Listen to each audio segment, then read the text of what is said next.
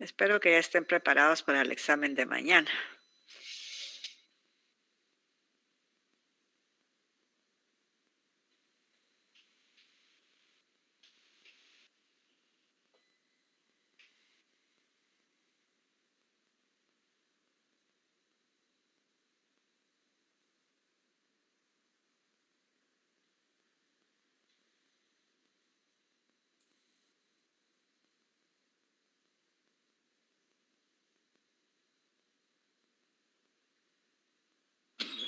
Si alguien quiere preguntarme algo, puede hacerlo antes de empezar la clase.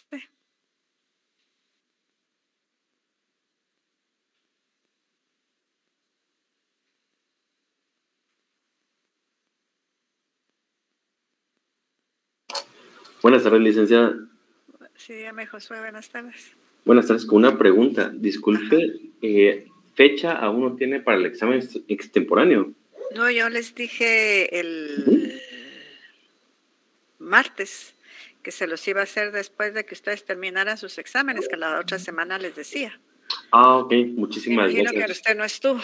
Sí, no me puede conectar. Ajá, sí, la otra semana yo les digo para cuándo, porque voy a revisar qué tantos problemas hay con los que no les aparece nota de la sección IJ, porque con ellos no he tenido clases, solo con la H y la T.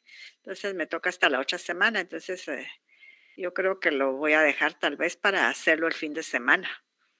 Imagino que les queda mejor a ustedes, ¿verdad? Hacerlo un sábado tal vez. Sí, está re bien, no hay problema. Por el trabajo nos queda mucho mejor. ¿Usted me pidió extraordinario o no le aparece su nota? Sí, yo le pedí extraordinario. Ya. Sí. Muy bien. Muchísimas gracias, licenciada. Por nada. Gracias.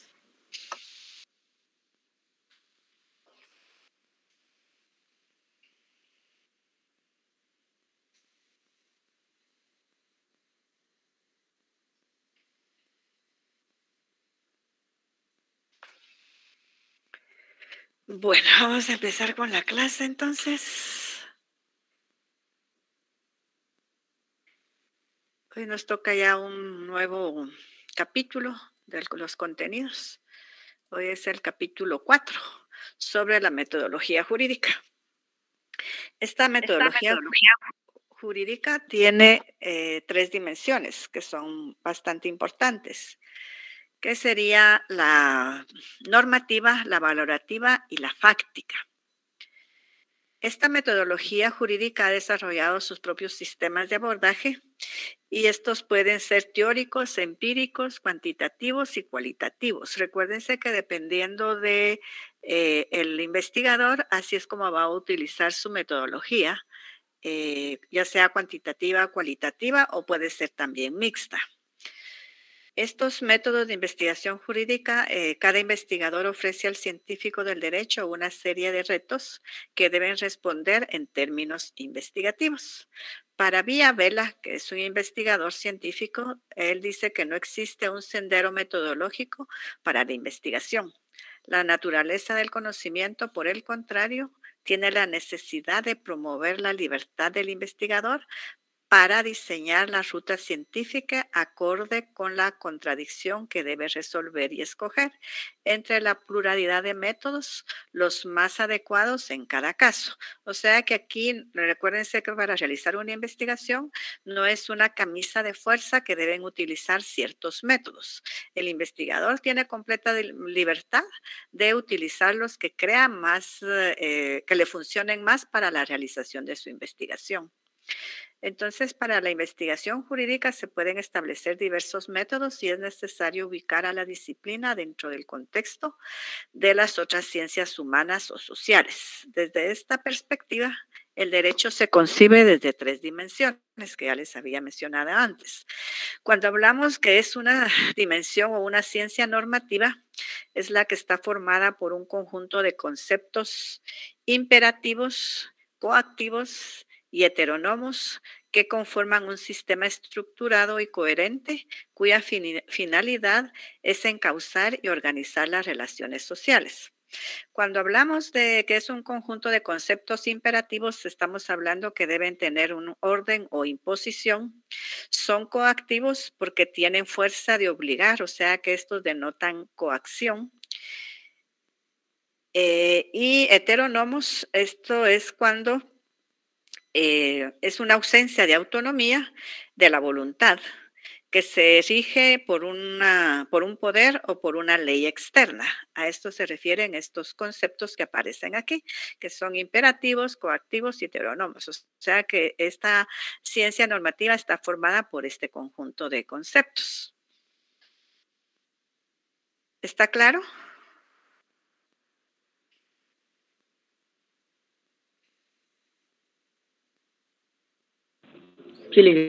Sí me están escuchando, ¿verdad? Sí, licenciada. Sí, licenciada. Bien. Entonces, continuaremos que hay acceso aquí. Bien, entonces, también es una ciencia valorativa.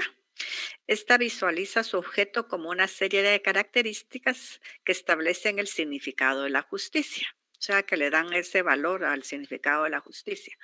Y una dimensión fáctica, esta se refiere a la práctica misma del derecho ante las problemáticas jurídicas concretas. Y a partir de estas tres dimensiones se puede clasificar el quehacer investigativo desde tres grandes áreas. La número uno es que es el estudio exegético de normas, instituciones jurídicas. El 2 es el análisis filosófico y el 3 la investigación de las problemáticas sociales con implicaciones para el derecho. Entonces, estas tres grandes áreas, en el caso del estudio exegético, cuando hablamos de exegético, este es un método de interpretación que se utiliza en el estudio de los textos legales y que se centra en la forma en que fue redactada la ley o regulación por parte del legislador. Esto no está en el libro, yo se los agregué para que ustedes sepan qué significa este estudio exegético de estas tres grandes áreas de investigación. No sé si está claro.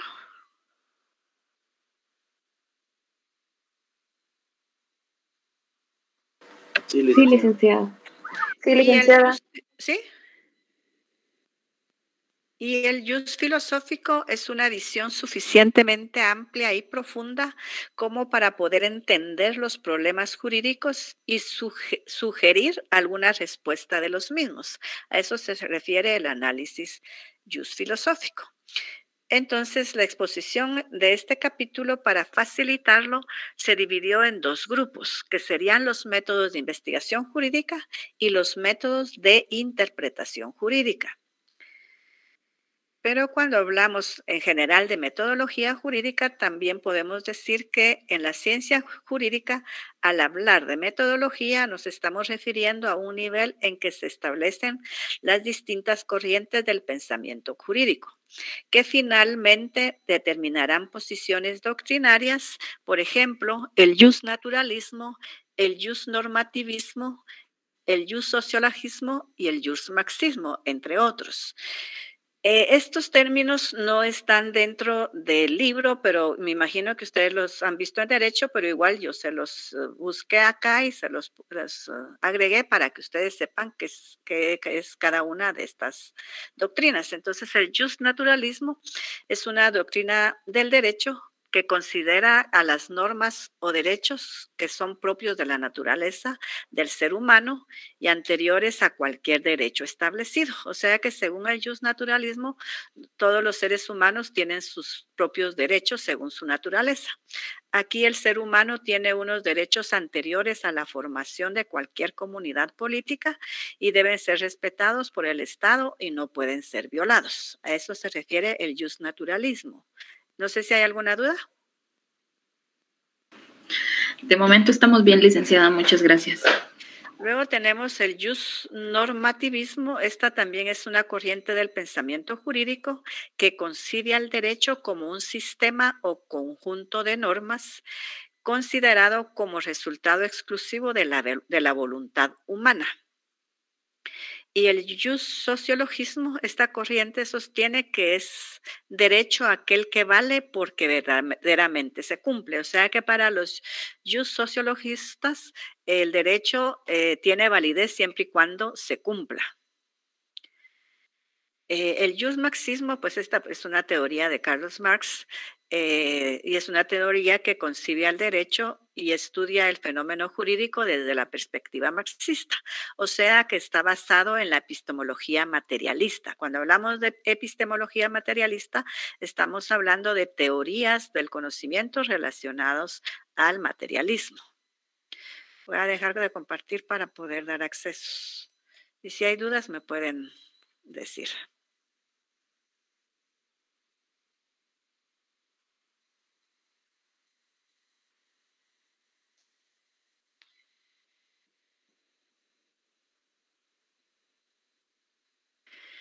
Bien, entonces estas tres partes de las doctrinas que no están dentro del libro, como les decía, pero son parte de la metodología jurídica y que son importantes para que ustedes las tengan. Como les decía, no sé si a ustedes ya se los dieron en derecho.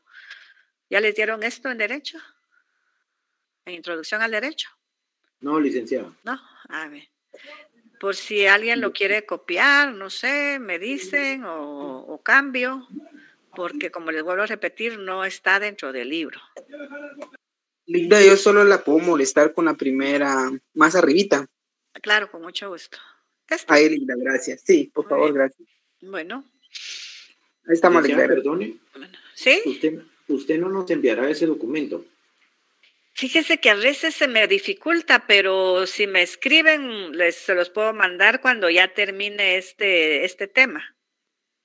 Ok, gracias. Ajá. Pero sí se los puedo mandar con gusto. Bien, entonces tenemos los métodos de investigación jurídica. Como les había mencionado anteriormente, se dividieron en métodos de investigación jurídica y métodos de interpretación jurídica. Dentro de los métodos de investigación jurídica está la dogmática jurídica, el método sociojurídico y el método etnográfico. Yo creo que voy a hacer excepción para dar los últimos accesos porque si no, no nos van a dejar avanzar.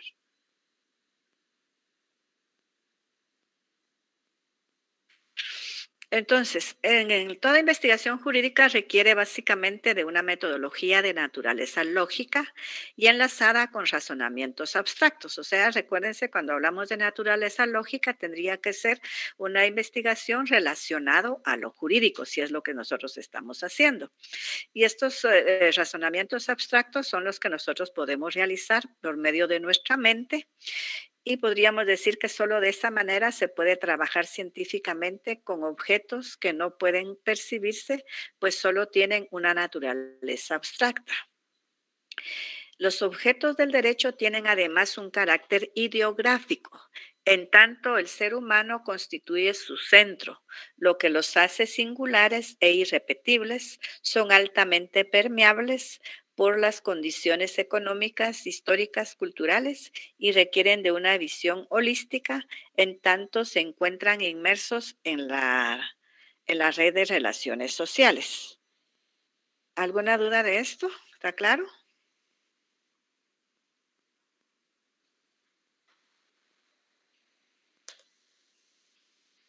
Bien, cuando decimos que ideográfico, pues ya viene de ideas, ¿verdad? O sea, representa un ser o una idea sin necesidad también de transcribir frases que lo expliquen. Algo ideográfico podría ser, por ejemplo, las señales de tránsito. Entonces dicen, tanto el ser humano constituye su centro en lo que hace singulares e irrepetibles, son altamente permeables, o sea que cuando habla de que son altamente permeables es que es susceptible de influenciar o puede ser también comprender y aceptar ideas o comportamientos de otros. Eso podría ser como algo permeable.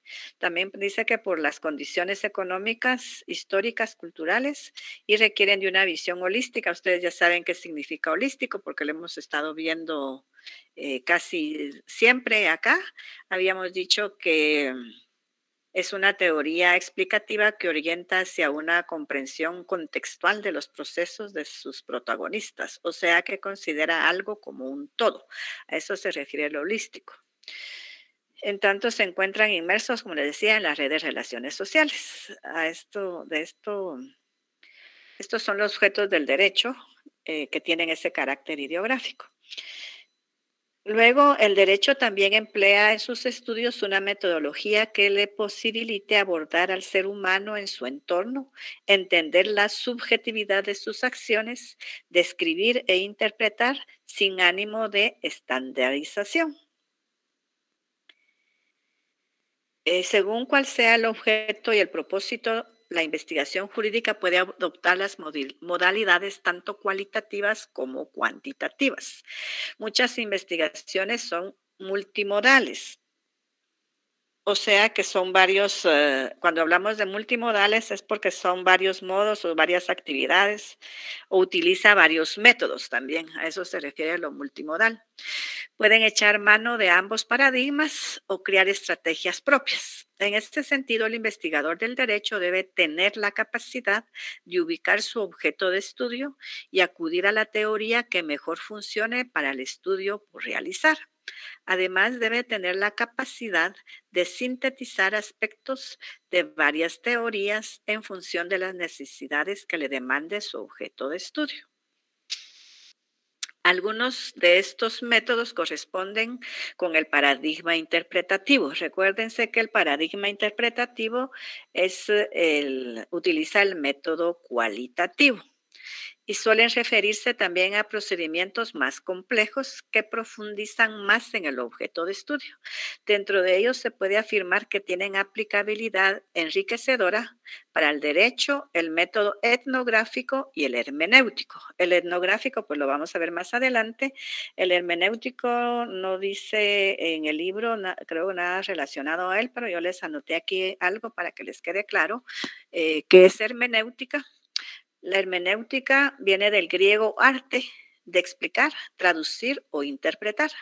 O sea que es el arte o teorías de interpretar textos, especialmente las escrituras sagradas y los textos filosóficos, artísticos y jurídicos. Por eso es que se utiliza la hermenéutica como también parte del método etnográfico, o sea, los utilizan a ambos. Entonces, podríamos decir que cuando se desea estudiar una realidad jurídica concreta, se acude a estos métodos. En este sentido, como sucede en el resto de las ciencias sociales, los métodos empíricos pueden adquirir la modalidad de experimentación, observación, análisis de contenido. Yo creo que me están esperando ahí para dar acceso. ¿Alguna duda hasta ahorita?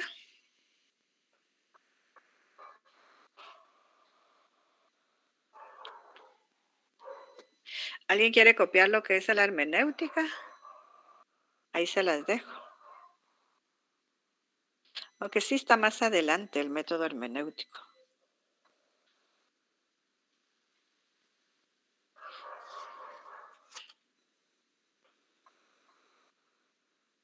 Están los métodos de interpretación jurídica, pero aquí estamos hablando de hermenéutica, ¿verdad? Bien, entonces, luego tenemos la dogmática jurídica. Según Whitaker, él señala acerca de los métodos de investigación jurídica que en Latinoamérica prevalece la visión positivista del derecho. Esta visión determina la mayoría de las investigaciones jurídicas. Por ello sigue prevaleciendo la dogmática jurídica como método de indagación y generación de conocimientos jurídicos. ¿Alguien de ustedes sabe cuando nos referimos a... Vamos a ver.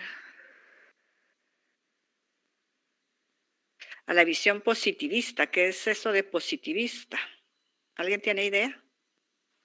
Que solo puede ser cierto si se demuestra. Sí, o sea, si hablamos de derecho positivo, por ejemplo, estamos hablando aquí de un conjunto de normas jurídicas que están escritas.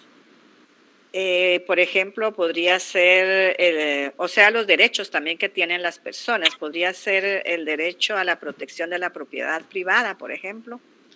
Podría ser un derecho positivo. O sea, que podríamos decir en general que son normas jurídicas escritas que a su vez cumplen con los requisitos formales necesarios para efectuarse la creación de las leyes, conforme lo establece también la Constitución de un país. A eso se refiere entonces las normas o el derecho positivo, que digo. O sea, que sería la visión positivista del derecho. Bien, entonces la dogmática es y ha sido hegemónica en la tarea de la investigación jurídica, pues se ha identificado con la visión formalista positivista. ¿Alguien sabe qué significa hegemónica?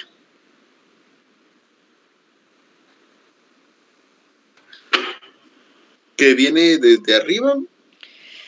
Sí, podríamos decir que es como una supremacía. O sea, es una supremacía que un Estado o pueblo ejerce sobre otra. Podría ser también, o sea, que la dogmática es y ha sido esto, que tiene una supremacía con otras normas, se podría decir. Entonces, esta visión que considera el derecho como un conjunto de normas que integran un sistema coherente e integrado, exento de lagunas y antinomias, como una estructura autónoma, un objeto dado debe ser conocido dentro de los parámetros del sistema, un modelo que distingue lo jurídico de lo no jurídico como una forma generalmente constante de un contenido generalmente variable, donde un hecho jurídico cuando una norma, donde un derecho es jurídico, cuando una norma le atribuye tales o cuales consecuencias de derecho.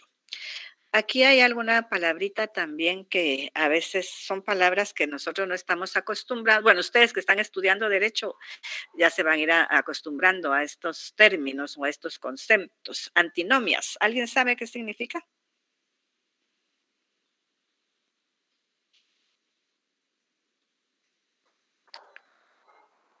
No, Linda. Ahorita les digo. Bien, cuando hablamos de antinomias, estamos hablando de un conflicto o contradicción entre leyes. Por ejemplo, cuando dos normas jurídicas imputan un mismo supuesto jurídico, o sea que están imputando una misma falta, digamos. Entonces hay una contradicción ahí.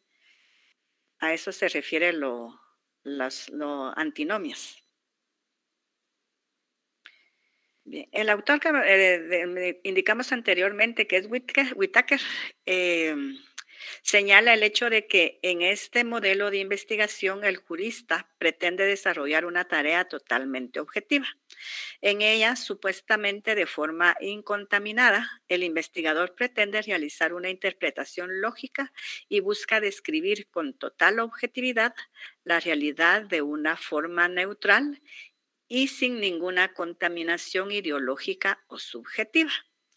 De esta manera, según el autor, se deja fuera la visión histórica teleológica del derecho, esa visión que relaciona las normas jurídicas con un contexto histórico y social determinado. Sin embargo, le reconoce una virtud a este método, resulta útil para sistematizar las normas y para facilitar su interpretación y aplicación. Cuando hablamos que le da una Aquí dice que es interpretación lógica que busca describir con total la realidad en forma neutral y sin ninguna contaminación ideológica o subjetiva. De esta manera, según el autor, deja fuera la vista histórica teleológica. ¿Alguien sabe qué significa teleológica?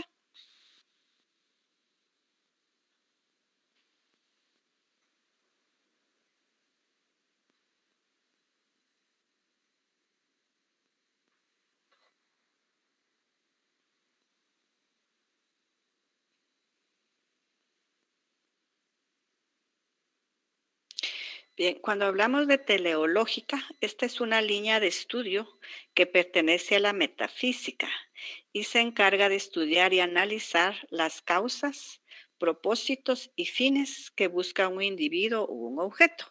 Entonces aquí podemos decir que de esta manera, según el autor, se deja fuera esta visión histórica, o sea, se deja fuera esta visión de los propósitos y los fines que busca un individuo respecto a la investigación que está realizando.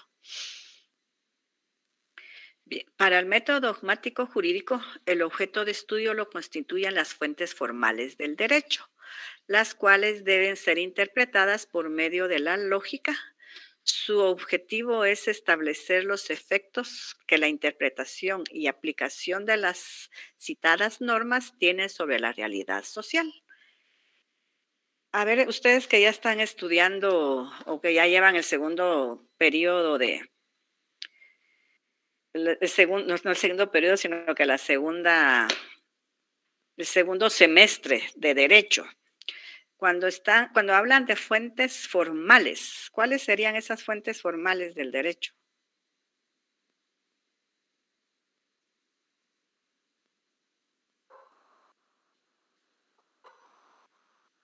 Eso ya se los dieron en derecho. Porque dice que el método dogmático jurídico, el objeto de estudio, lo constituyen las fuentes formales del derecho, las cuales deben ser interpretadas por medio de la lógica. ¿Alguien se recuerda? LIC sería eso del proceso legislativo, iniciativa de ley, presentación y admisión. Vea, para resumirlo, podrían las fuentes formales del derecho, las más importantes, es la costumbre, la ley, la jurisprudencia, la doctrina jurídica, el acto jurídico, etcétera, y la norma. etcétera. ¿Manda? No, perdón, licenciada, y la norma también entra ahí. Ah, sí, también entra ahí la norma. El acto corporativo. La doctrina. ¿Verdad que ahorita sí se recordaron? Es que necesitábamos un empujón. Si ves la jurisprudencia, la costumbre y las fuentes materiales o reales del derecho también son las condiciones o circunstancias históricas, los factores y elementos en que se dan en cierta época, etcétera, etcétera.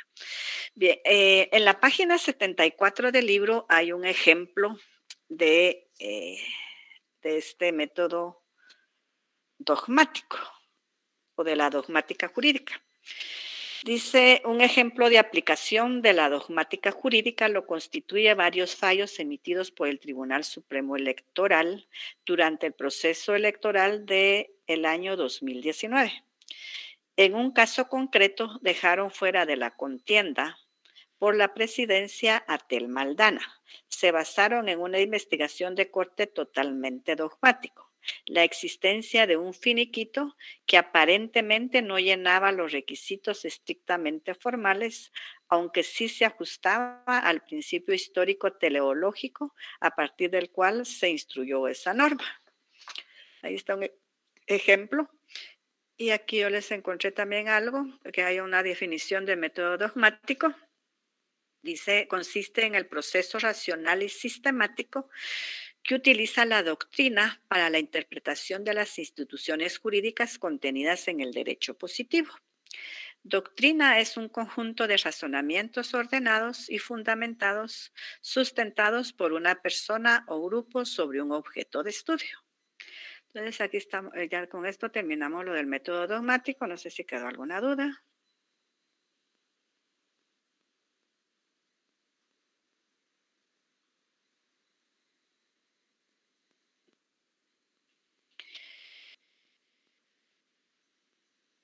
Bien, entonces tenemos ahora el método sociojurídico. Este se fundamenta en el realismo jurídico como de doctrina filosófica del derecho. Desde esta perspectiva, se concibe al derecho como una práctica social concreta, es decir, más allá del derecho formalmente establecido. Lo que interesa es su aplicación y su vivencia concreta. De esa cuenta se hace énfasis en el carácter instrumental del derecho como una herramienta que está al servicio de la sociedad y no como una realidad que vale por sí y en sí misma. Entonces aquí está claro que el derecho está al servicio de una sociedad, ¿verdad? No que el derecho se sirva de sí mismo. De esto podemos partir que el método sociojurídico desplaza su centro de atención. No le interesa tanto la norma en sí misma y su interpretación lógico-semántica, en cambio se concede mayor énfasis a las realidades sociales interpretadas o reguladas por las normas jurídicas. Por ello, el investigador se interesa más en los fines bajo los cuales se promulgó una norma, los problemas sociales que se pretendían resolver con ellos. Las investigaciones se centran más en el contexto social, histórico, axiológico. A partir de ello, dan vida e interpretación a las normas. Si ustedes ven en la página 75 hay un ejemplo de este método sociojurídico y dice el método sociojurídico ha ido ganando terreno en Guatemala. Un ejemplo lo constituye el debate social que surgió a partir de la legitimidad o no de la inscripción de Zury Ríos como candidata a la presidencia en el proceso electoral de 2019. Los argumentos que más se esgrimieron por juristas y que finalmente prevalecieron en la resolución de la Corte de Constitucionalidad fueron de naturaleza sociojurídica. No se conformaban con analizar lo que el artículo 186 de la Constitución decía, más bien, para interpretar dicha norma se hizo énfasis en las condiciones históricas en las que este artículo surgió y las razones axiológicas por las que se fue aprobado. Ahí está entonces un ejemplo del método sociojurídico. Aquí la investigación sociojurídica dice que es el conjunto de supuestos epistemológicos. Recuérdense que cuando hablamos de la epistemología es la teoría del conocimiento, o sea que serían todas las teorías que existan respecto a este tema. Entonces son los supuestos epistemológicos e instrumentos metodológicos que se deben utilizar para crear el derecho a partir de una concepción fáctica del mismo. ¿Alguna duda? No, licenciada. Bien. Entonces tenemos aquí el método etnográfico. Villavela agrega un método más de naturaleza cualitativa a los ya vistos anteriormente, porque este es un método, podríamos decir, de naturaleza nueva tal vez. Es el método etnográfico y se trata de un diseño metodológico más afín a la visión del realismo jurídico. Según el autor, este método se aplica cuando se realizan estudios en los cuales es necesario describir comportamientos, costumbres, creencias o prácticas sociales relacionadas con el derecho, tal como se describió en el capítulo anterior por medio del método etnográfico aplicado al derecho. Se persigue comprender lo que sucede en un contexto determinado a partir de relacionar el hecho jurídico con el comportamiento de las comunidades o grupos en estudio. En el derecho es útil para estudiar la forma en que se percibe el ordenamiento jurídico en un ámbito geográfico determinado. Gracias a ello se puede llegar a comprender los factores que dan lugar a actitudes criminales y tipologías delictivas vividas en una comunidad. Este método es de particular importancia en sistemas jurídicos como el guatemalteco y en nuestro ordenamiento se conoce la legitimidad y la promoción de sistemas jurídicos identificadas como derecho consuetudinario. Recuérdense que siempre a la etnográfico, como se trata de comunidades, siempre está relacionado este derecho consuetudinario. Por ejemplo, la importancia que reviste el derecho consuetudinario en el país constituye una fuente inagotable para realizar investigaciones jurídicas de corte etnográfico. No se puede comprender dicha forma del derecho a partir de la normativa positiva del Estado. Por el contrario, cada caso concreto demanda la comprensión profunda y sistemática de las realidades comunitarias concretas a través de las cuales se vive y se aplican las normas consuetudinarias. Este es un ejemplo del método etnográfico. No sé si hay alguna duda.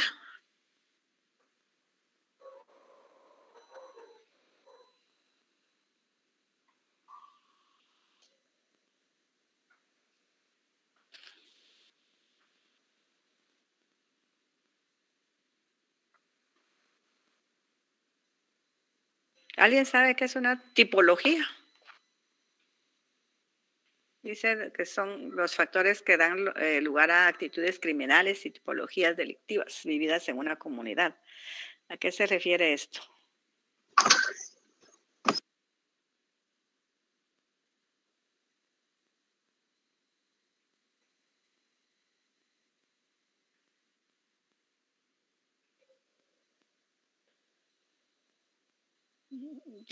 ¿No tienen idea?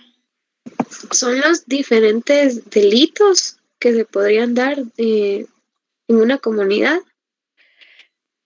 Sí, bueno, también podríamos decir que si hablamos de una tipología constitucional, esta muestra las formas en que se manifiestan las leyes fundamentales, por ejemplo, y las caracteriza unas respecto de otras. Entonces, por eso es que está la característica, digamos, del derecho consuetudinario con otras. Eso se llama, porque también se habla muchas veces de la tipología del delito. No sé si ustedes han escuchado eso, que van a hacerlo más adelante cuando ya estén ejerciendo o cuando ya vayan subiendo de semestres, donde ya lleven más temas relacionados a derecho. Porque ahorita, si se dan cuenta, solo llevan 2 cursos, que ahorita es el de Derecho 2 y Derecho Romano. Bien, me gustaría continuar, pero si quieren nos quedamos acá para poder seguir el próximo día con los métodos de interpretación jurídica. Así les doy unos minutitos para que vayan a dar un repaso al examen, a lo que entra en el examen de mañana. Entonces nos quedamos acá. Gracias, licenciada. Para servirles. Gracias, licenciada. Feliz noche. Feliz noche. Feliz noche. Feliz noche. Feliz noche, licenciada. Feliz noche.